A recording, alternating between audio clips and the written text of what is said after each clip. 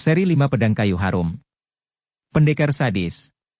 Cerita, Ho Ping Hu. Audiobook, novel silat. Bab 43. Tianxin teringat bahwa dahulu, menurut penuturan Chia Kong Liang, Butek Kaipang dipimpin oleh seorang pengemis sakti bernama Lam Tian Kaiyong. Dia tidak tahu bahwa kini telah terjadi perubahan besar. Lam Tian Kaiyong telah meninggal dunia dan kini Butek Kaipang telah berganti pimpinan, yaitu ketiga orang pengemis setengah tua yang berdiri dengan gagahnya di depannya itu. Maka, melihat tiga orang pengemis yang berdiri dengan kedua kaki tegak agak dipentang dengan sikap gagah, dia lalu melangkah maju, menghampiri mereka dan setelah memandang ke kanan kiri, dia lalu berkata, suaranya halus, wajahnya berseri, seolah-olah dia tidak sedang menghadapi calon lawan melainkan berada di antara para sahabat. Manakah ketua Butek Kaipang yang bernama Lam Tian Kaiyong? Dan mana pula Datuk Lamsin yang telah mengirim surat tantangan kepadaku? Aku telah datang, harap mereka berdua suka memperkenalkan diri. Pendekar sadis, kalau engkau mencari ketua Butek Kaipang, kamilah ketuanya. Tianxin memandang kepada tiga orang itu dengan penuh perhatian. Yang bicara tadi adalah seorang kakek berusia kurang lebih 60 tahun, berjubah merah tambal-tambalan, di sampingnya berdiri kakek berjubah hijau dan seorang lagi berjubah putih. Usia mereka sebaya dan ketiganya memegang sebuah tongkat yang ujungnya runcing. Yang manakah di antara Samu yang bernama Lam Tian Kaiyong? Anggi Kaiyong menjawab. Pendekar sadis, orang yang kau cari itu, Lam Tian Kaiyong telah meninggal dunia dan kini yang menjadi ketua Butek Kaipang adalah kami bertiga. Ah, begitukah? Dan di mana adanya Lo Cianpue yang berjuluk Lamsin? Aku datang untuk memenuhi panggilan dan tantangannya. Bocah sombong, bentak Jengi Kaiyong dengan marah. Tidak sembarangan orang boleh berhadapan dengan Lo Cianpue Lamsin. Engkau telah mengacau dan menghina Butek Kaipang, nah, kini engkau sudah berhadapan dengan kami, ketuanya. Kalau engkau mampu mengalahkan kami, barulah boleh bicara tentang bertemu dengan Lamsin. Tianxin mengangguk-angguk dan tersenyum. Dia sudah menduga akan hal ini, maka dia pun tertawa bergelak dan berkata lantang, dengan harapan agar suara ketawanya dan kata-katanya dapat terdengar oleh Lamsin yang dia kira tentu bersembunyi tidak jauh dari situ. Dia keliru karena Lamsin sama sekali tidak mendekati tempat itu kecuali ketika mencoba ginkangnya tadi, lalu terus pulang dan hanya mengutus seorang pelayannya untuk menyaksikan jalannya pertempuran sambil bersembunyi. Kiranya yang bernama Lamsin hanyalah seorang licik yang bersembunyi dan berlindung di belakang sekumpulan pengemis tukang pukul. Ucapan Tianxin ini merupakan penghinaan yang luar biasa. Para pengemis Butek Kaipang memandang Lamsin sebagai seorang junjungan yang ditakuti, dikagumi dan dihormati. Sekarang pemuda ini memaki nenek itu, tentu saja mereka menjadi marah sekali. Akan tetapi, tiga orang ketua Butek Kaipang itu sudah mendengar tentang pendekar sadis yang telah menggegerkan kota raja, telah mengacau Huai Kaipang di kota raja, membunuh dua orang ketua Huai Kaipang, bahkan telah membunuh Toan Ongya. Kemudian terdengar desas-desus bahwa pemuda ini telah mengacau Pek Lian Kau dan membunuh Tok Chiang Xianjin yang amat lihai itu. Maka, mereka bertiga tidak berani ceroboh dan Anggi Kaiyong lalu berteriak kepada para anak buahnya, yaitu para tokoh Butek Kaipang yang sudah mempunyai tingkat tinggi, untuk maju mengepung dan mengeroyok. Kurang lebih 30 orang tenaga Butek Kaipang segera maju mengepung dan mereka bergerak mengitari pemuda itu sambil mengeluarkan senjata masing-masing. Sebagian besar di antara mereka, memegang tongkat pendek dari baja, akan tetapi ada pula yang membawa tombak, golok atau pedang. Tianxin yang datang memang dengan maksud membasmi Butek Kaipang yang pernah membantu ketika keluarga Chiu Haisun diserbu, berdiri tegak dengan sikap tenang sekali. Sepasang matanya mengerling ke depan kanan dan kiri, sedangkan telinganya mengikuti gerak-gerik para pengurung yang tidak dapat dilihat oleh sepasang matanya, yaitu mereka yang berada di belakangnya. Setiap urat syaraf di tubuhnya menegang dan siap. Dia berdiri tegak dan diam bukan karena menanti mereka menyerang lebih dulu, melainkan terutama sekali membuat perhitungan, mempelajari kedudukan mereka. Dia melihat bahwa para pengemis itu bergerak dengan teratur, dengan barisan yang terlatih bukan sekedar mengeroyok secara aut-autan belaka. Oleh karena itu dia pun bersikap waspada. Dia melihat betapa ketua baju merah berdiri di belakang barisan yang berada di depannya, ketua baju hijau memimpin barisan yang berdiri di belakang barisan yang berada di depannya, Ketua baju hijau memimpin barisan di sebelah kanannya sedangkan ketua baju putih memimpin barisan yang berdiri di sebelah kirinya. Sisa pasukan pengemis itu berada di belakangnya. Tiba-tiba mereka yang berada di belakangnya itu bersorak dan dia mendengar mereka itu sudah menggerakkan senjata dan menyerbu ke arahnya. Menurut pendengarannya, kiranya tidak kurang dari 10 orang yang menerjangnya dari belakang. Akan tetapi dia masih sempat memperhatikan ke depan, kanan dan kirinya dan tahulah dia bahwa bahaya datangnya dari 3 orang ketua itu. Dia melihat betapa mereka, 3 golongan ini telah siap untuk menyerbu dan menanti kesempatan. Dia pun dapat menduga bahwa barisan belakang yang agaknya tidak dipimpin langsung oleh para ketua itu hanya dipergunakan untuk menggertak atau mengacau saja, untuk memecah perhatiannya, padahal yang menjadi inti pasukan penyerang adalah dari depan, kanan dan kiri itu. Karena itu, Tianxin seperti tidak mempedulikan serangan dari belakang, melainkan tetap memperhatikan musuh-musuh di depan. Baru setelah dia merasa adanya sambaran senjata sudah dekat sekali dengan tubuh belakangnya, dia membalik dan menggerakkan kedua tangan yang mengandung tenaga sakti Tiante Xinjiang. Terdengar teriakan-teriakan, dan nampak senjata-senjata terlempar lalu disusul robohnya 5 orang penyerang terdepan yang terjengkang dan tidak berkutik lagi karena mereka telah tewas oleh sambaran hawa pukulan Tiante Xinjiang yang meretakkan kepala dan memecahkan dada mereka itu. Memang Tianxin tidak mau berlaku kepalang tanggung, begitu memapaki serangan dia telah mengerahkan tenaga sinkang yang kuat sekali. Melihat ini, sisa penyerang dari belakang itu terbelalak dan muka mereka pucat, hati mereka gentar sekali. Belum pernah mereka melihat ada lawan yang diserbu, sekali membalikkan tubuh mendorong dengan kedua tangan membunuh 5 orang teman mereka. Ketika Angika Aiong menggerakkan pasukannya menyerbu, Tianxin sudah membalikkan tubuhnya lagi. Dia melihat bahwa Jengika Aiong dan Pekika Aiong telah menggerakkan barisan masing-masing maka senjata dari depan, kiri dan kanan datang bagaikan hujan saja. Tianxin menyambut semua serangan itu dengan tangkisan, elakan, dan juga tidak tinggal diam melainkan membagi-bagi tamparan dan tendangan. Hebatnya, setiap serangan balasan dari kaki dan tangannya tentu membuat roboh seorang pengeroyok untuk tidak bangun lagi karena tewas seketika. Terjadi pengeroyokan dan perkelahian yang seru dan mengerikan. Karena datangnya senjata seperti hujan, dan penyerangan itu amat teratur, maka biarpun Tianxin dapat melindungi dirinya dengan pengerahan sinkang yang membuat tubuhnya kebal dan tidak dapat terluka oleh senjata, namun dia tidak dapat melindungi bajunya yang menjadi robek-robek di sana-sini. Dia menjadi marah. Memang penyerangan itu teratur sekali, kalau dia menghadapi barisan kiri, maka barisan kanan menyerbu, kalau dia membalik ke kanan, maka yang dari depan menyerbu dan demikian sebaliknya. Dia mengamuk terus dan kini sudah ada kurang lebih 12 orang roboh dan tewas oleh amukannya. Dan ketika dia memperoleh kesempatan, melihat Angika Aiong yang terdekat, dia meloncat, membiarkan senjata para pengemis menghantaminya dan melindungi dirinya dengan kekebalan, dia langsung menyerang Angika Aiong. Kakek ini terkejut dan menggerakkan tongkatnya, menyambut tubuh Tianxin dengan tusukan tongkat dengan ujung tongkat yang runcing itu meluncur ke arah ulu hati Tianxin. Pemuda ini cepat miringkan tubuhnya sehingga tusukan itu luput. Akan tetapi dengan gerakan kilat, tongkat berujung runcing itu sudah membalik dan dari samping menusuk ke arah lambung. Melihat kecepatan gerakan tongkat ini, maklumlah Tianxin bahwa ilmu kepandaian si jubah merah ini hebat juga. Duh! Dia menangkis dengan lengannya dan mengerahkan tenaga. Kini giliran Angika Aiong terkejut. Tangkisan pemuda itu mengandung tenaga yang sedemikian besarnya sehingga dia terdorong mundur dan terhuyung.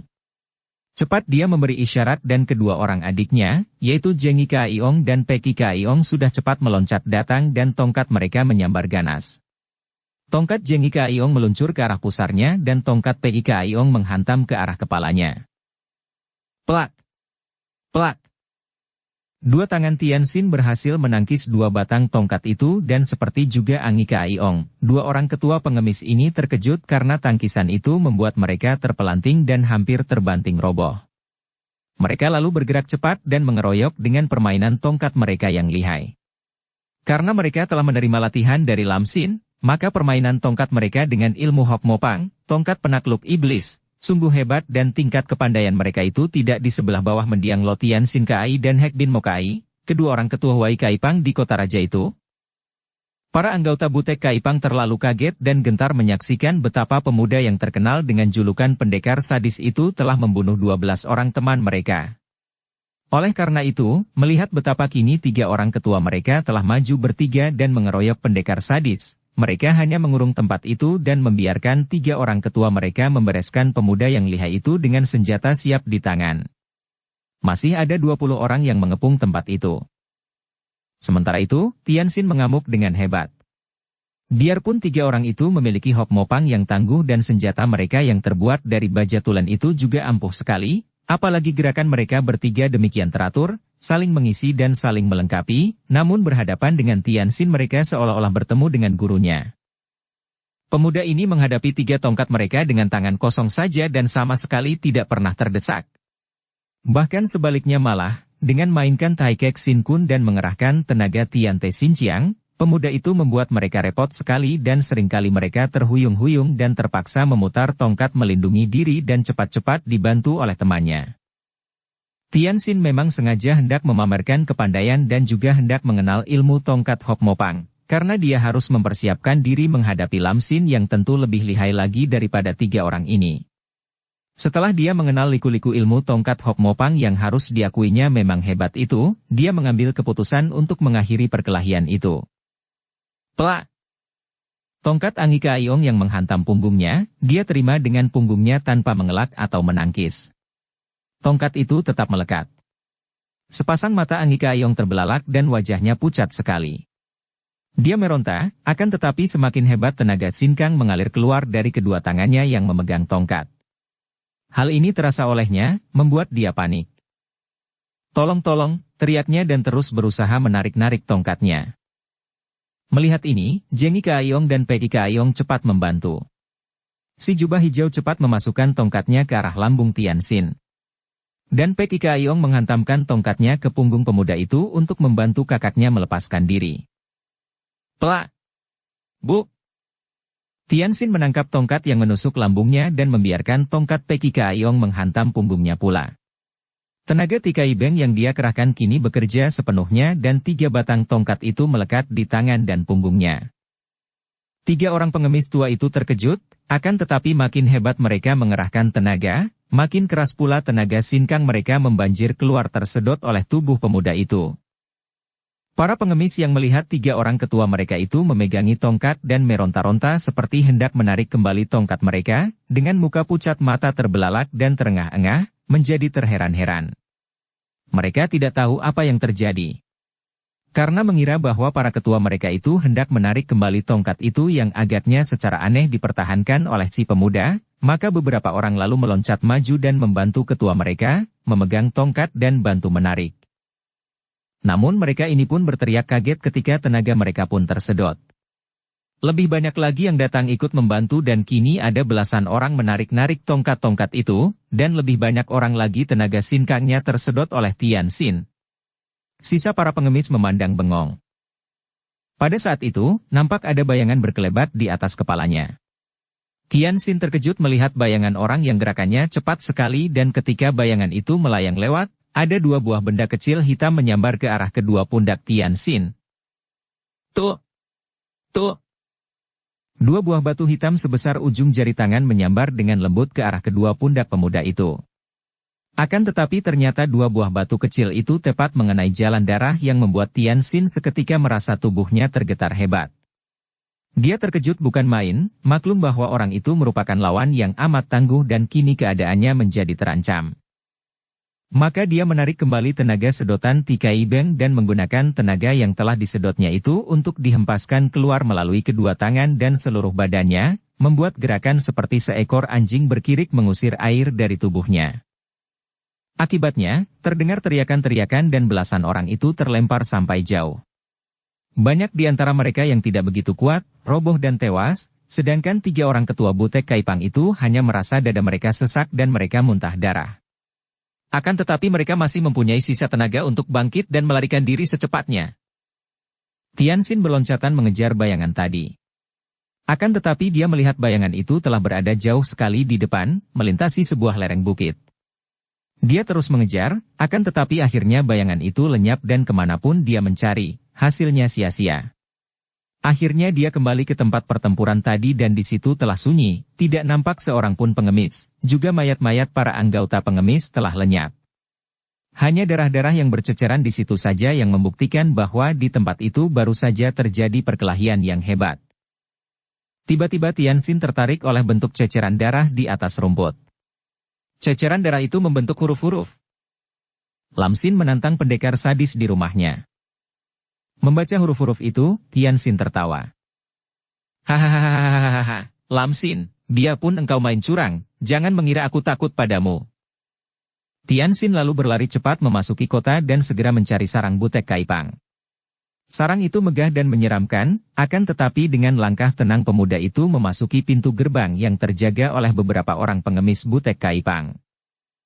Para penjaga itu berdiri berbaris di kanan kiri pintu gerbang, sama sekali tidak melarang atau bertanya kepada Tianxin, bahkan rata-rata mereka memperlihatkan sikap tegang dan gentar terhadap pemuda ini. Dukung channel Novel Silat dengan subscribe, follow, like, komen dan share. Tianxin berlenggang kangkung, masuk menuju ke gedung di belakang perumahan butek Kaipang itu sambil tersenyum. Akan tetapi tentu saja dia tidak pernah melepaskan kewaspadaannya karena dia maklum bahwa dia telah memasuki tempat tinggal Lam Xin, datuk dari selatan yang amat terkenal itu. Dia telah memasuki gua naga dan harimau. Kelengahan di tempat seperti ini berarti ancaman maut. Keadaan di tempat itu sunyi saja. Hanya nampak beberapa orang anggota butek Kaipang yang berdiri seperti patung. Seolah-olah tempat itu diselubungi suasana berkabung dan memanglah. Selain gentar, juga para anggota butek Kaipang berkabung karena kematian para anggota yang 12 orang itu, ditambah lagi 6 orang yang tewas ketika Tianxin mempergunakan Tikai Beng. Di dalam gedung butek Kaipang, 3 orang ketuanya sedang rebah dengan muka pucat, karena mereka telah menderita luka dalam yang cukup parah. Ketika Tianxin tiba di depan gedung yang menjadi tempat tinggal Lam Xin, dia memandang kagum. Gedung itu mungil dan nyeni, dengan tanaman-tanaman yang amat terawat rapi dan indah.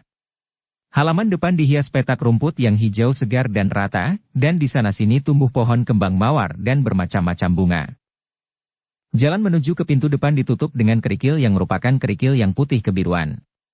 Ketika menginjak jalan berkerikil itu, terdengar suara berisik dan Tianxin lalu mengerahkan ginkangnya. Kini dia berjalan melalui kerikil itu tanpa mengeluarkan suara sedikit pun seolah-olah tubuhnya hanya seringan bulu saja. 2 orang wanita muda yang menyambutnya di pintu depan, memandang dengan wajah tak berhasil menyembunyikan keheranan dan kekaguman mereka melihat betapa pemuda itu dapat berjalan di atas jalan kerikil tanpa menimbulkan suara. Ini saja merupakan demonstrasi ginkang yang hebat, dan yang mereka ketahui hanya dapat dilakukan oleh majikan mereka, Lam Xin. Ketika Tianxin berdiri di depan pintu, 2 orang wanita yang berpakaian rapi dan memiliki wajah yang manis itu cepat memberi hormat. Seorang di antara mereka, yang mempunyai tahi lalat kecil di dagu sehingga ia nampak manis sekali, berkata dengan suara halus dan merdu. Kongcu, silakan masuk. Pangcu sedang menghadapi meja makan dan mempersilakan Kongcu untuk masuk saja. Pangcu juga mengundang Kongcu untuk makan malam bersamanya. Kata wanita kedua. Tianxin tersenyum. 2 orang gadis muda ini sungguh cantik dan berpakaian mewah, sama sekali tidak nampak seperti pelayan. Maka dia pun mengangguk. Pangcu kalian sungguh baik hati. Maka dia pun melangkah ke dalam gedung itu, diiringkan oleh 2 orang, satu di depan dan satu lagi di belakangnya. Ketika memasuki gedung kecil itu, Tianxin merasa semakin kagum. Lantainya begitu bersih dan licin mengkilat. Langit-langitnya agak tinggi dan banyak terpasang lubang angin berukir sehingga ruangan di dalam gedung terasa sejuk sekali. Dan di dinding tergantung lukisan-lukisan indah dan tulisan-tulisan huruf indah yang tentu terbuat oleh ahli-ahli yang pandai dan berharga mahal sekali. Kain-kain sutera dan beludru menghias ruangan, dan perabot-perabot yang mungil. Sebuah rumah gedung kecil mungil yang dalamnya indah seperti istana saja. Ketika mereka berdua membawanya masuk ke sebuah ruangan yang cukup luas, dia melihat seorang nenek duduk menghadapi meja makan yang panjang, dilayani oleh 3 orang gadis muda lain yang pakaiannya juga mewah dan wajahnya manis-manis seperti 2 orang gadis pertama. Kini 5 orang gadis itu berkumpul dan berdiri seperti hiasan ruangan, berjajar di latar belakang, membiarkan nenek itu menghadapi Tianxin. Akan tetapi nenek itu masih duduk sambil menyumpit sepotong daging kecil. Lalu dimasukkan ke mulutnya, mengunyah daging itu dengan cara sopan tanpa membuka mulutnya, dan dengan sikap tenang seolah-olah tidak tahu bahwa ada tamu datang. Tianxin sendiri hanya berdiri dan memandang dengan sikap tenang pula, memandang penuh perhatian. Diam-diam hati pemuda ini kecewa. Kalau yang berjuluk Lamsin hanya seorang nenek tua renta yang sudah mendekati lubang kubur ini, maka sia-sialah agaknya perjalanannya yang jauh ini. Dia sudah melihat 3 orang di antara 4 datuk 4 penjuru. Tung Haisian bin Motu adalah seorang tokoh yang nampak kebesaran dan keangkerannya sebagai datuk wilayah timur, dan memang kakek itu memiliki kepandaian yang hebat. Pasan Kui Siangko Antiang juga pantas dinamakan datuk wilayah utara karena memang memiliki ilmu kepandaian yang amat tinggi, juga mempunyai pengaruh dan wibawa yang tak dapat dibantah lagi kekuatannya. Demikian pula si Tian Ong amat gagah perkasa dan menyeramkan, pantas menjadi datuk wilayah barat. Akan tetapi mengapa datuk wilayah selatan hanya seorang nenek tua renta seperti ini? Nampaknya lemah dan sudah pikun. Melawan seorang nenek seperti ini saja sudah merupakan hal yang memalukan. Akan tetapi, melihat sikap nenek ini yang agaknya sama sekali tidak mempedulikannya, diam-diam Tianxin merasa penasaran sekali. Dia terbatuk beberapa kali untuk menarik perhatian nenek pikun itu, akan tetapi nenek itu agaknya tidak mendengarnya. Ketika Tianxin mengulangi batuknya, nenek itu mengerutkan alisnya, tanpa menengok ia berkata kepada seorang di antara 5 orang gadis cantik itu. Abue, suara apakah itu? Tikus? Anjing? Tianxin mendongkol sekali. Dia dianggap tikus atau anjing? Dan 5 orang gadis cantik itu tidak menjawab, melainkan menutupi mulut mereka dengan sapu tangan sutera untuk menyembunyikan senyum dan tawa mereka. Hal ini saja sudah membuat Tianxin mengerti bahwa si nenek memang sengaja hendak menghina, mempermainkan dan memandang rendah kepadanya. Tentu saja dia menjadi semakin gemas. Nenek tua bangka, apakah engkau yang berjuluk Lamsin? Akhirnya dia bertanya dengan suara nyaring. Dia melihat betapa wajah 5 orang gadis itu menjadi pucat dan mereka memandang kepada nenek itu dengan sinar mata mengandung kengerian. Dari sikap ini saja Tianxin maklum bahwa kata-katanya itu tentu luar biasa sekali, dan agaknya nenek ini amat ditakuti, maka gembiralah dia dapat membalas dengan cara demikian. Tianxin, dan tangan yang menjepit sumpit itu nampak gemetar. Akan tetapi sebentar saja lalu sumpit itu melanjutkan pekerjaannya menjepit makanan. Tanpa menoleh, nenek itu berkata dengan suaranya yang lirih namun halus. Bocah ingusan, apakah engkau yang berjuluk pendekar sadis? Kembali Tianxin merasa mendongkol sekali. Nenek ini sungguh memandang rendah kepadanya, menyebutnya bocah ingusan. Sekaligus, rasa gembira karena perasaan menang dengan pertanyaannya yang menghina itu lenyap, dan hatinya merasa semakin panas. Akan tetapi dia menjawab juga. Benar, akulah yang dijuluki pendekar sadis. Dan akulah yang dijuluki Lamsin. Tidak pantas seorang nenek tua bangka yang lemah dijuluki malaikat selatan, datuk kaum sesat di dunia selatan. Engkau lebih tidak patut lagi dijuluki pendekar sadis. Karena engkau hanya seorang kanak-kanak hijau yang pantasnya hanya menjadi kacung di sekolah yang berusaha meniru lagak seorang siucai. Hampir meledak rasanya dada Tianxin saking mendongkolnya. Nenek ini ternyata seorang yang pandai berdebat dan pandai menghina. Teringatlah Tianxin bahwa semakin tua wanita, semakin cerewet, maka dia pikir kalau harus berdebat adu mulut, dia akan kalah.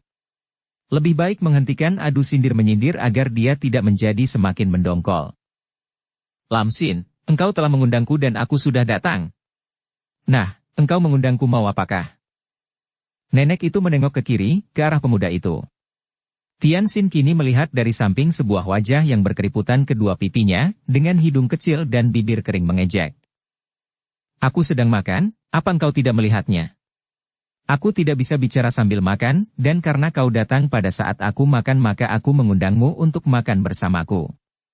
Tidak tahu apakah engkau berani makan bersamaku dan apakah engkau masih ada selera makan menghadapi kematianmu. Tianxin merasa dipandang rendah sekali dan ditantang. Seolah-olah nenek ini sudah merasa begitu yakin bahwa sebentar lagi nenek itu akan mampu membunuhnya. Dia melangkah maju dan berkata dengan nada tidak kalah mengejeknya. Memang sebaiknya orang yang akan mati makan dulu sekenyangnya. Dan aku memang senang menemani calon pecundangku makan bersama. Hendak kulihat racun apa yang hendak kau serahkan dan gunakan untuk bertindak curang. Dan Tianxin pun lalu duduk menghadapi meja makan, mengambil bangku yang berhadapan dengan nenek itu sehingga mereka kini dapat saling pandang. Terhalang meja makan yang penuh dengan bermacam-macam masakan yang masih mengepulkan uap dengan bau yang sedap. Tidak kurang dari 20 macam masakan sedap yang masih panas-panas terhidang di atas meja itu, di samping arak dan anggur wangi. Akan tetapi, setelah kini mereka duduk saling berhadapan dan melihat sinar mata nenek itu, diam-diam Tianxin terkejut bukan main dan merasa serem sehingga bulu kuduknya meremang. Nenek ini dilihat dari jauh nampak seperti seorang nenek tua renta yang lemah dan biasa saja, sama sekali tidak menimbulkan segan. Akan tetapi begitu dia saling pandang dengan nenek itu, dia melihat sinar mata yang luar biasa, sepasang mata yang begitu tajam dan mencorong penuh wibawa. Sepasang mata yang terang dan jernih, tidak pantas dimiliki seorang nenek tua renta, sepantasnya menjadi mata seorang anak kecil yang masih bersih batinnya. Kontras antara wajah tua keriputan dan sinar mata inilah yang membuat nenek itu amat berwibawa dan juga amat menyeramkan, juga menakutkan. Kini Tianxin tidak merasa heran lagi mengapa 5 orang gadis pelayan itu kelihatan begitu ketakutan tadi melihat betapa dia berani mengeluarkan kata-kata menghina kepada nenek luar biasa ini. Setelah sejenak saling pandang dan nenek itu pun agaknya nampak tercengang setelah menatap wajah pemuda itu karena agaknya baru pertama kali inilah dia melihat wajah pemuda itu dengan jelas, saling berhadapan dalam jarak yang tidak jauh, nenek itu sampai lama tidak mengeluarkan kata-kata. Sinar matanya seperti menjelajahi seluruh bagian muka Tianxin. Setelah pemuda itu tersenyum seperti mengejek, barulah nenek itu nampak gugup dan sambil menoleh kepada para pelayannya ia berkata, "Nyalakan lampu, tak enak makan agak gelap begini." Memang saat itu sudah menjelang senja dan cuaca di dalam ruangan makan itu yang jendela-jendelanya menghadap ke timur sudah tidak kebagian sinar matahari lagi dan menjadi agak remang-remang. 2 orang pelayan sibuk menyalakan beberapa buah lampu yang digantung di sudut-sudut ruangan itu dan sebentar saja ruangan itu menjadi terang. Karena lampu-lampu itu ditutup kain warna-warni, ada yang merah, ada yang kuning, ada yang biru dan hijau, maka suasana berubah menjadi romantis dan indah sekali, sungguh pun wajah nenek yang keriputan itu menjadi semakin jelas setelah tertimpa sinar yang berwarna-warni itu. Sebaliknya wajah 5 orang gadis pelayan menjadi semakin manis dan bercahaya, dan demikian pula Tianxin nampak semakin ganteng. "Tuangkan arak untuk pendekar sadis," kata pula nenek itu yang cepat ditaati oleh seorang pelayan. Ketika pelayan yang berbaju ungu ini mendekat dan menuangkan arak ke dalam cawan di depan Tianxin, pemuda ini mencium bau harum semerbak keluar dari lengan baju gadis itu. Akan tetapi dia bersikap tenang dan tidak memandang wajah halus cantik yang dekat dengannya itu, melainkan dia tetap mengamati gerak-gerik nenek di depannya karena dia maklum bahwa orang seperti nenek itu yang menjadi datuk kaum sesat, mempunyai watak aneh yang tidak terduga-duga. Dia tidak akan merasa heran kalau pada saat dia mencurahkan perhatiannya kepada lain hal, misalnya kepada gadis pelayan cantik itu, si nenek akan tiba-tiba melakukan serangan gelap yang amat berbahaya. Maka, dia tetap memandang wajah nenek itu. Baru setelah gadis itu memenuhi cawan araknya dan mundur, Tianxin melirik ke cawan araknya yang sudah penuh dengan arak wangi. Nenek itu tersenyum dan mulutnya menjadi miring, bibirnya tinggi dan sepasang mata itu berkilat-kilat. "Pendekar sadis, beranikah engkau minum arak dalam cawanmu itu?" Berkata demikian, nenek itu mengisi cawannya sendiri dengan arak sampai penuh, dari guci arak yang sama. Tianxin adalah seorang pemuda yang selain berkepandaian tinggi, juga amat cerdik. Dia maklum bahwa seorang datuk besar seperti nenek ini yang sudah berani mengangkat diri sebagai datuk wilayah selatan, yang merajai seluruh wilayah selatan, biasanya, seperti para datuk lain, memiliki ketinggian hati yang luar biasa. Seorang datuk sudah terlalu percaya kepada dirinya sendiri dan selalu menjaga kehormatan namanya sebagai seorang yang berada di tingkatan atas. Maka, kiranya tidak mungkinlah kalau seorang datuk seperti Lamsin ini akan sudi menggunakan racun, suatu perbuatan yang amat rendah dan hanya dilakukan golongan penjahat rendahan saja. Perbuatan seperti ini akan menghancurkan nama besarnya sendiri dan Lamsin tentu akan menggunakan kepandaiannya untuk menjatuhkannya, bukan dengan menggunakan racun. Apalagi Lamsin belum pernah mencoba sendiri kepandaiannya sehingga datuk ini tidak mungkin merasa gentar kepadanya sehingga sampai begitu merendahkan diri menggunakan bantuan racun. Dengan pikiran ini, Tianxin tersenyum memandang kepadanya. "Andai kata engkau menggunakan racun, Lamsin, maka aku akan mati sebagai pendekar gagah perkasa yang tidak takut akan kecuranganmu, akan tetapi sebaliknya engkau akan hidup sebagai seorang datuk yang paling rendah di dunia ini, akan dikutuk sebagai seorang datuk yang wataknya tidak lebih tinggi daripada seorang penjahat yang paling hina sekalipun. Nah, takut apa minum arak suguhanmu? Berkata demikian, Tianxin mengangkat cawan araknya dan minum arak itu sampai habis.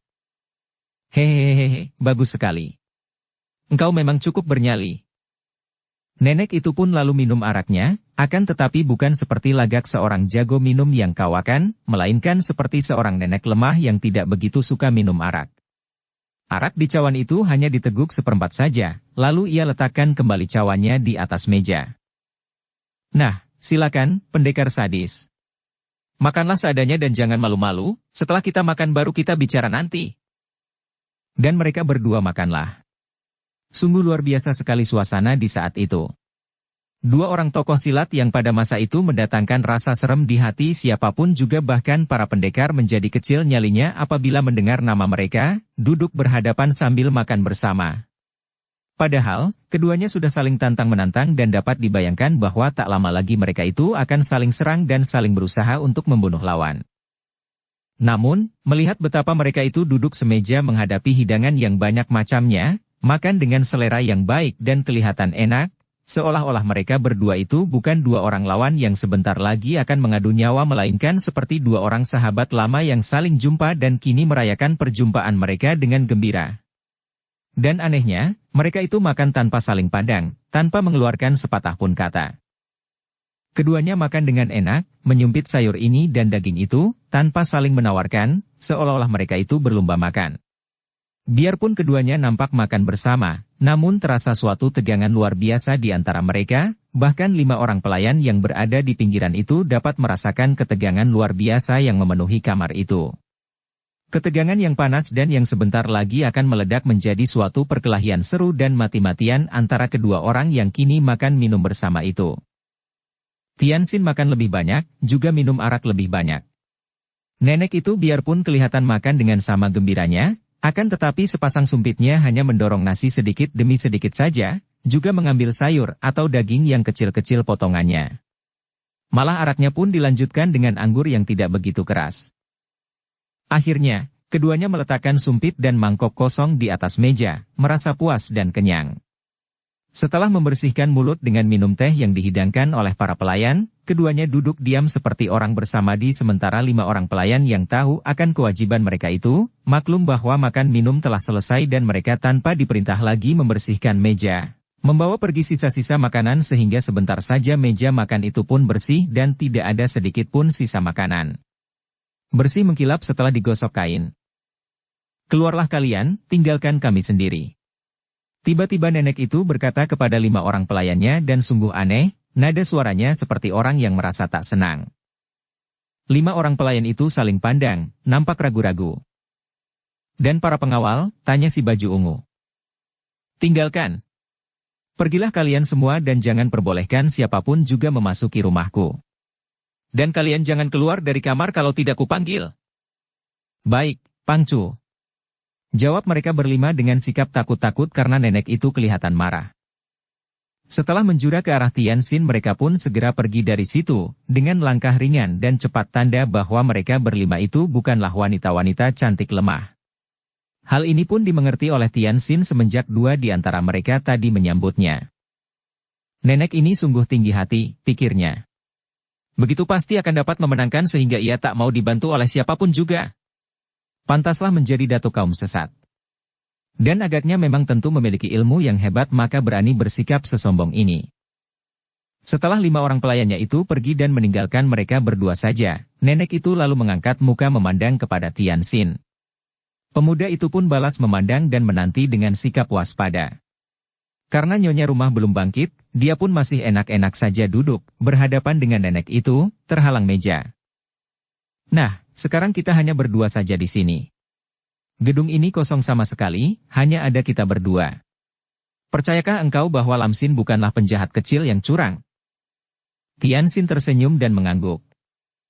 Sampai detik ini memang benar demikian, akan tetapi untuk menentukannya harus ditunggu sampai saat terakhir. Lam Xin mengeluarkan suara mendengus dari hidungnya. Aku tidak pernah membunuh orang tanpa alasan, juga tidak sudi mengotorkan tangan pada orang yang tidak ada nama dan tidak ku ketahui riwayatnya.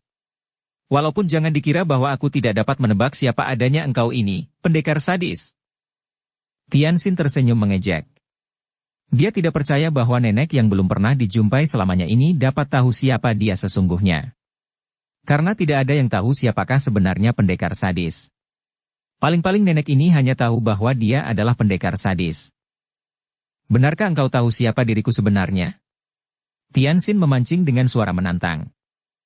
Kalau aku dapat mengetahui siapa dirimu, tahu pula mengapa engkau mencariku dan mengapa engkau memusuhi Butek Kaipang, kalau aku tahu pula semua riwayatmu sejak kau kecil, siapa orang tuamu. Nah, kalau aku tahu semua itu, maukah engkau mendengarkan semua kata-kataku dan menemaniku bercakap-cakap, sebelum kita sampai pada akhir tujuan pertemuan ini, yaitu bertanding mati-matian untuk menentukan siapa yang menang siapa kalah di antara kita. Cerewetnya nenek ini, pikir Tianxin sebal. Akan tetapi dia tertarik juga. Tidak mungkin nenek ini mengetahui semua itu tentang dirinya. Baik, nah coba kau katakan sekarang siapa aku. Namamu adalah Cheng Tianxin. Benarkah? Tianxin memandang dengan sepasang mata terbelalak. Nenek ini menyebut namanya seolah-olah nama itu tidak asing baginya. Dan engkau adalah putra tunggal dari Pangeran Cheng Henhou. Ibumu adalah keturunan Qin Lingpai. Benarkah? Tianxin memandang dan menatap sepasang mata yang bersinar-sinar itu. Luar biasa sekali nenek ini. Kiranya engkau memiliki jaringan mata-mata yang amat luas, Lam Xin. Aku tidak perlu menyangkal, memang benarlah semua yang kau katakan itu. Nah, selanjutnya bagaimana? Ayah bundamu meninggal karena dikeroyok oleh pasukan dan setelah engkau mempelajari banyak ilmu, engkau lalu membalas kematian ayah bundamu dan engkau membasmi musuh-musuh mereka, termasuk ketua-ketua Huai Kaipang dan Tok Chiang Xianjin, dan karena hatimu sakit maka engkau menjadi kejam terhadap musuh-musuhmu dan engkau menjadi pendekar sadis. Benarkah? Tianxin bangkit berdiri, akan tetapi lalu duduk kembali. Ini sudah keterlaluan. Bagaimana nenek ini sampai dapat mengetahui segala hal itu tentang dirinya? Aku tidak dapat menyangkalnya pula dan hanya iblis yang tahu bagaimana engkau dapat mengetahui semua itu. Dan ingin ku dengar apakah engkau juga tahu mengapa aku mencarimu? Mengapa aku menantangmu? Nenek itu menyeringai yang tentu saja dimaksudkan tersenyum. Tianxin membuang pandang matanya agar tidak usah melihat keburukan muka itu terlalu lama ketika si nenek menyeringai. Lalu nenek itu berkata, "Aha, itu mudah saja. Engkau sengaja memancing dan sengaja mengacau dan menghina Butek Kaipang untuk memancing aku keluar, bukan? Dan engkau mempergunakan Tikai Beng untuk mengalahkan 3 orang ketua pembantuku. Jadi engkaukah kiranya bayangan itu yang menyerangku dengan 2 kerikil kecil? Hanya untuk memperingatkan padamu bahwa aku tahu tentang Tikai Beng dan aku tidak takut menghadapinya. Hehehehe, dan kau kira engkau akan dapat lolos sekiranya aku mempergunakan Butek Kaipang mengeroyokmu dan aku sendiri keluar. Kenapa tidak kau lakukan kecurangan itu? Sekarang pun masih belum terlambat. Kalau kau hendak mengerahkan anak buahmu untuk mengeroyokku, aku pun tidak takut, Lam Xin. Karena agaknya engkau tahu semua tentang diriku, tentu engkau tahu pula mengapa aku menantangmu dan tahu bahwa aku tidak akan undur selangkah pun andai kata engkau mengeroyokku. Tentu saja aku tahu. Engkau datang untuk membalaskan kematian keluarga Chiu Haisun, bukan? Engkau datang untuk mencari pula Chiu Lian Hong, bukan? Hehehehe. Tianxin bangkit berdiri dan memandang tajam. Lam Xin. Kalau engkau menyembunyikan Hong Moi atau mengganggunya, aku akan. Lam Xin masih menyeringai ketika ia mengeluarkan selipat surat. Aku sudah cukup bicara, lebih baik engkau membaca sendiri surat dari Lian Hong yang sengaja ditulisnya untukmu ini. Tianxin terlalu kaget dan heran mendengar ucapan ini sampai dia tidak mampu mengeluarkan sebuah kata pun melainkan menerima lipatan kertas itu, lalu dibuka dan dibacanya. Surat itu singkat saja, ditulis dan ditandatangani oleh Lian Hong, dan memang ditujukan kepadanya. Sinko, Lam Xin adalah suboku dan juga subo Lam Xin lah yang menyelamatkan aku ketika terjadi penyerbuan keluargaku. Chiu Lian Hong. Sambil membaca surat itu sekali lagi, Tianxin merasa jantungnya berdebar keras. Kemudian, setelah dia merasa yakin bahwa dia tidak salah baca, dia mengepal kertas itu dan memandang Lam Xin. Bagaimana aku dapat merasa yakin bahwa ini tulisan Hong Moi? Aku tidak pernah mengenal tulisannya. Terserah kepadamu. Itu juga bukan aku yang minta, melainkan ia sendiri yang meninggalkan surat, katanya untuk mencegah kesalahpahaman seperti yang terjadi ketika pemuda bernama Chia Han Tiong, putra pendekar lembah naga itu datang ke sini. Apa? Tiongko sudah datang ke sini? Ya, malah juga pendekar lembah naga dan istrinya. Mereka bertiga membawa pergi muridku begitu saja. Keluarga sombong dan tinggi hati. Mual aku mengingat kesombongan mereka. Dan memang nenek itu masih merasa sakit hatinya kalau mengingat betapa keluarga itu memandang rendah kepadanya, bahkan menolak untuk diajak berkenalan dan bersahabat. Tian Xin termenung. Hatinya kecewa bukan main. Lagi-lagi Han Tiong yang menang, kalau pencarian mereka terhadap diri Lian Hong dapat dikatakan suatu perlombaan. Kakak angkatnya itu yang lebih dulu menolong Lian Hong walaupun Lian Hong agaknya tidak terancam bahaya, malah ditolong dan menjadi murid Lam Xin. Saking kecewanya, Tian Xin menjatuhkan dirinya duduk di atas bangku lagi, tak dapat berkata apa-apa dan berulang kali menarik napas panjang dengan wajah muram tanpa disadarinya sendiri. Akan tetapi sepasang mata nenek itu sejak tadi mengikuti semua gerak-gerik dan sikapnya, dan tiba-tiba nenek itu terkekeh. Suara ketawa ini seperti menarik Tian Xin kembali ke alam sadar dan dia memandang kepada nenek itu, kini dengan pandangan lain karena ternyata nenek ini adalah penolong, malah menjadi guru Lian Hong. Bersambung ke bab 44. Dukung kami dengan subscribe, follow, like, komen dan share. Terima kasih.